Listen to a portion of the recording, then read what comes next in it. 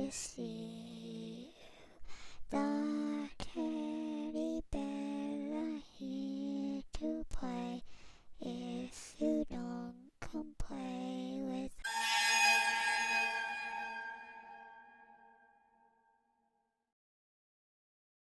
Welcome to Frightened Female. This is Crystal. Today's story was submitted by a married couple, Ron and Evelyn. Thank you so much for submitting your story. Now, if you've ever owned a dog in your life, you've got to hear this one. It'll definitely give you chills. It sure did for me anyways. So with that, let's begin. Let me first say, my wife and I no longer live in Montana. We left for our own personal reasons, of which I will later explain.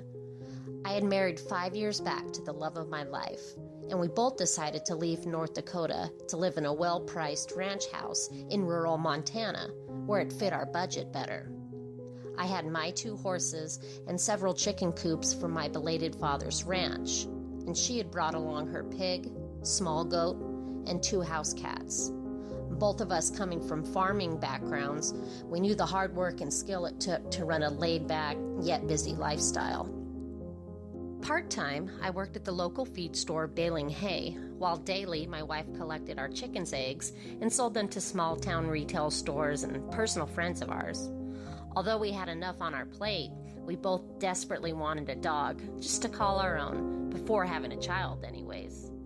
The nearest shelter was 30 minutes away, so we took the drive and returned home with our adorable new 3-year-old black lab named Hunter.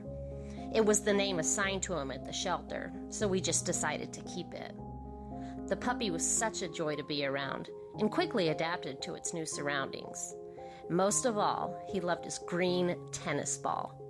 It was actually given to us by the shelter themselves, as the previous owner had said Hunter cannot live without this very tennis ball. It was a little worn out, but my wife and I had many hours playing ball with Hunter every afternoon. A few months had gone by, and everything was going just fine. We had steady income, and the animals were all getting along. One morning, I looked down our long dirt road while checking the mailbox, which was quite a walk, and I caught a U-Haul moving truck pulling into the driveway 2 houses down. Our properties were not sandwiched close together, so you could still see what was happening in the neighborhood. I didn't stare. I grabbed a few pieces of mail and headed back inside. "Hey, honey," I said. "Someone's finally moving into the rental down the way." The old rickety house had been on the market for over 8 months. "That's good," she said. It took about 2 weeks to finally get introduced to these people, and it was through their dog. A Doberman Pinscher, and I thought to myself, who has a Pinscher as a ranch dog? And the reason I got familiar with their canine, because it was constantly roaming the streets, no collar, and coming up to our old wooden fence to irritate our dog Hunter, and this usually happened on a weekly basis. Once loose, the Doberman wildly paraded up and down our road, and its owners would then pile into their beige-colored station wagon to track the dog down and throw it in the car sternly and then take off. I knew they at least had 2 children, a girl and a boy, and of course the husband and wife.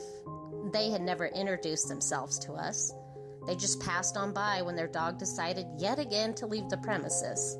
Our lab, Hunter, would be so agitated when it spotted the wandering Pinscher. It had such a sharp bark and looked ruthless as hell. It had been about 6 months since they had moved in. Our town was so small, and your business was everybody's business. Some fellow men down at the one and only barbershop we had about 10 minutes away, which I frequently went to, said that they had heard this supposed new family near us had ties with some religious cult back in Nebraska. How they knew that, I didn't even ask. I personally had never seen any strange activity, so I wasn't going to jump to any conclusions. I did, however, tell them about their family dog that roamed around my house constantly, bothering our dog. So late one night, my wife and I had just started dinner. We heard an intense shriek from outside. So we left the side door open for Hunter to go in and out, so he knew he was outside. I rushed out front, and to my horror, that damn Doberman pinscher had busted through a plank in our fence and had my lab pinned to the ground with its jaws locked, right around Hunter's neck. My immediate instinct was to grab the rifle that I kept in the side closet because I didn't want to be caught in the midst of this fight, and it was the quickest way to separate them. I cocked it and first shot it in the air, hoping just to startle the Doberman. But no way, his jaw was locked. My dog was screaming to the top of its lungs, so I ran toward the two, and being that it was dark and they were so wild with their movements, I prayed to God that it didn't accidentally hit my dog. I aimed until I had a clear opportunity, and then I shot. It echoed across the entire field. I had hit their dog, right through its left-hand side. The rib cage was exposed and lying in blood. My dog had collapsed, but was still panting heavily. Even in the dark, and him being a black dog, you could see the blood on his neck from the reflection of the moonlight.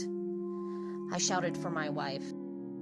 I knew then and there 2 things would have to happen. Hunter would need to go to the animal hospital immediately, which was over an hour away, and I'd also have to notify the local police that I shot the neighbor's dog. They had to have heard the gun go off, and they did. My wife and I agreed that she would stay and speak with both the neighbors and the policemen while I would wrap up Hunter and rush to the animal hospital. Well, I'll cut straight to the chase. Hunter didn't make it per my decision. The horrific shredding of his neck by the Doberman had led to not only loss of blood, but no fighting chance of survival without expensive surgery. So both dogs were dead. I was so furious with the neighbors, as they never seemed to care whether or not their dog was on a leash. After being put down, the veterinarians allowed me to take our deceased dog back home. I wrapped him in an old tarp that I had in the truck. I dug a deep hole right in my backyard and put poor Hunter to rest. I'll admit, I was now furious at our neighbors. But I had to be the bigger man and just accept the freak incident for what it was. We were sad, but life had to go on. So one night, a few days later, I had woke from my sleep. My wife wasn't lying next to me, so I assumed she was using the restroom down the hallway. All of a sudden, I was tapped in the face by a dirty green tennis ball. It had been lying on the pillow next to me. I was startled.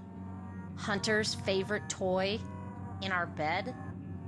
My wife came back in the room, and I sat up and I said, "Look what I found. Did you place this here?" She held her hand over her mouth and gasped. "No, there's no way I did that."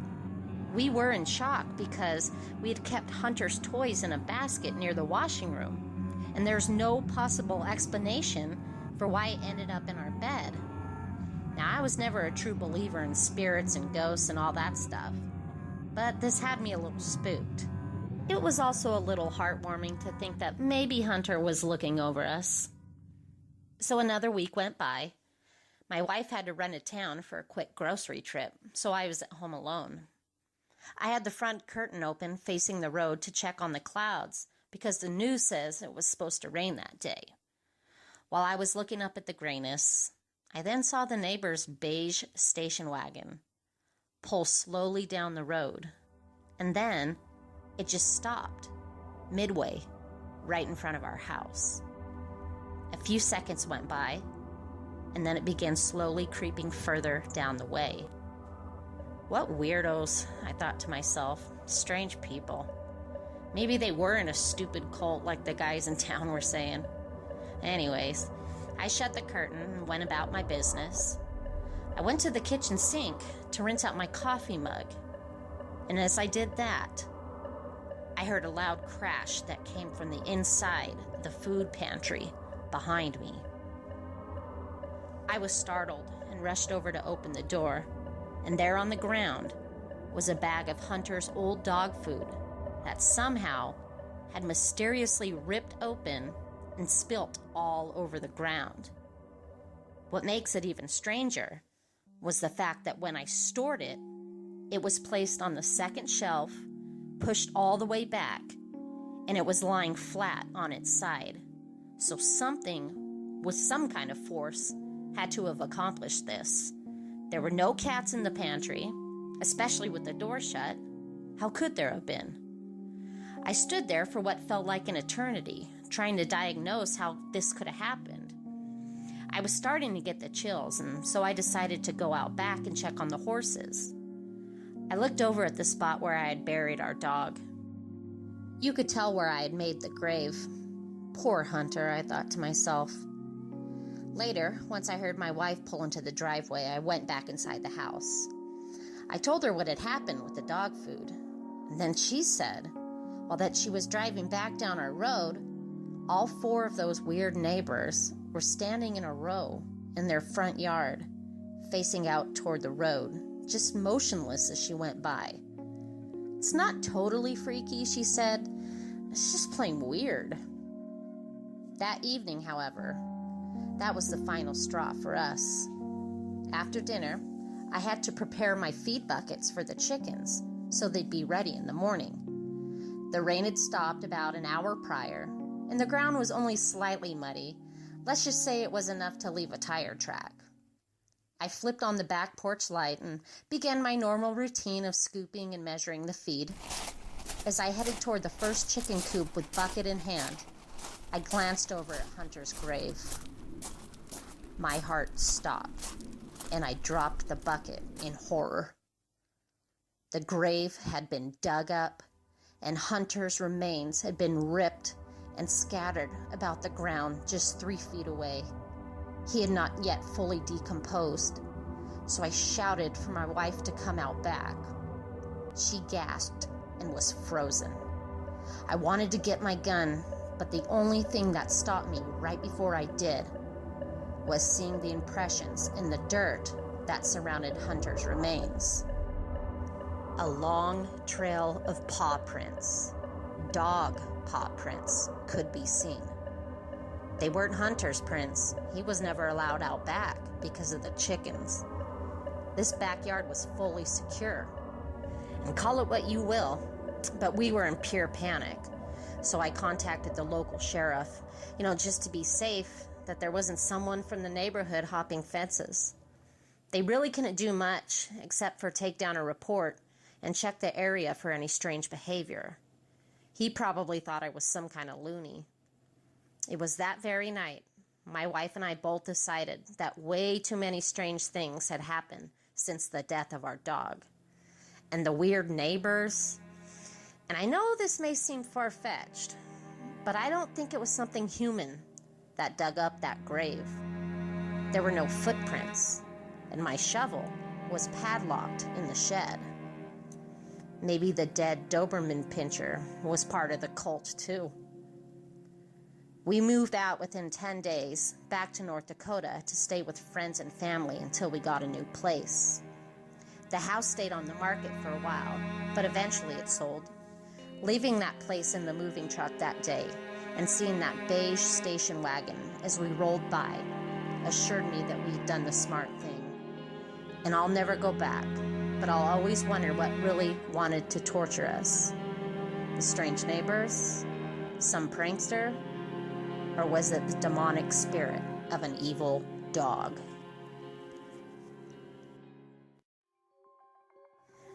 Wow, Ron and Evelyn, that story was pretty wild.